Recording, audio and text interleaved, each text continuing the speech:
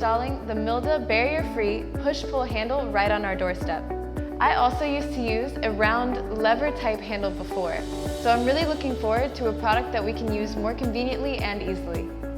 So let's start with the unboxing. Inside the package, you'll find one product, one set of latches, as well as a silicone pad to prevent any scratches on your door when you're installing the product. Let me show you how to install it. First, you're going to attach the latch and secure it with 2 screws.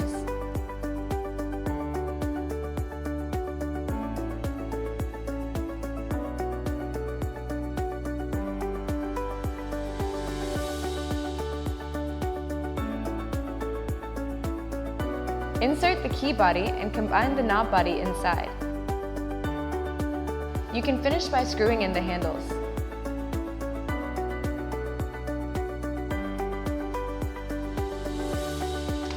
You can push and close the door handle from the inside and pull it to make sure that it's operating properly.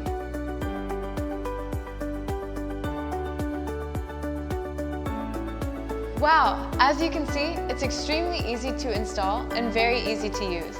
MILDA barrier-free push-pull handle.